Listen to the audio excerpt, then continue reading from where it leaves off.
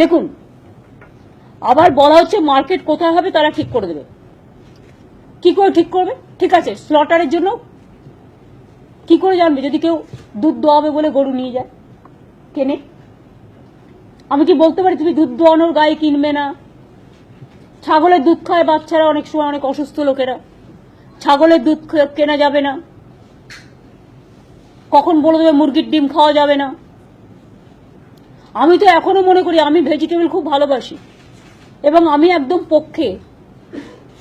উদ্ভিদের প্রাণ আছে, আলু কেন কাটা হবে, পটল কেন কাটা হবে, পেঁয়াজ কেন কাটা হবে, লাউ কেন কাটা হবে? ধানেরও তো জীবন আছে, ধান তো তৈরি হয়, ধান গাছ থেকে ধানটা বড় হয়, তৈরি হয়, তারপরে আমরা চাল বানিয়ে খাই। সুতরাং কে কি খাবে, কে কি পড়বে, কে কি করবে, নর্থ ইস্টার্নের দিকে তাকিয়ে দেখুন, অনেক মানুষ এর উপর নির্ভরশীল। এক তো রমজান মাস চলছে, বেছে বেছে এই টাইমটাকেই বেছে নেওয়া হয়েছে, বেছে বেছে এই টাইমটাকেও বেছে নেওয়া হয়েছে।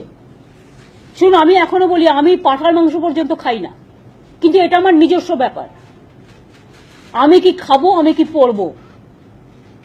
কিন্তু অন্যকে কি খাবে আমার কোনো অথরিটি নেই তার মুখে একটা লুকোপ্লাস্টার লাগিয়ে দেওয়ার। আমার তো মনে হয় ফার্স্ট লুকোপ্লাস্টার যারা আইনটা করেছে তাদের মুখে লাগিয়ে দেওয়া উচিত। তার কারণ হচ্ছে তারা কনস্টিটিউশনটা মেনে চলছেন না। কখনো বলে দিচ্ছে গরুর কানে আধার কার্ড, মানে গরু দুল পড়বে আধার কার্ডে। আবার কবে গরুর কানে নাকছাবি দেবে কে জানে। সাজাতে সাজাক না, কান ফুটো করলে বুঝি লাগে না? মেয়েদের কান ফুটো করলে লাগে না? তুমি তো আমাকে কষ্ট দিচ্ছ। গরুর কানে আধার কার্ড, গরুর নাকে নাকছাবি, একটা করে সোনার হার দিতে পারে তো। গরু দেবতা গোমাতা আমরা সবাই পছন্দ করি, সবাই ভালোবাসি। গরু কি খায়? ঘাস খায়, খড় খায়, ভেজ খেয়ে বেঁচে থাকে। গরুর দুধ আমরা খাই, গরুর দুধ কেন খাবে? গরুর দুধ শুধু গরুর বাচ্চারা খাবে, ঠিক কি না? আমার যুক্তি দিয়ে তর্ক বলুন, গরুর দুধ শুধু গরুর বাচ্চারা খাবে, কেন অন্যরা খাবে কেন? তার মুখের আহার কেড়ে নিয়ে বেস্ট ফিডিংটাকে প্রমোট করা উচিত।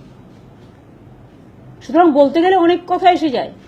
সুতরাং I am sorry to say all this. আমি কাউকে অ্যাটাক না করেই বলছি, আশা করি লোকের সীমাবদ্ধতার মধ্যে সীমা লঙ্ঘন করবেন না।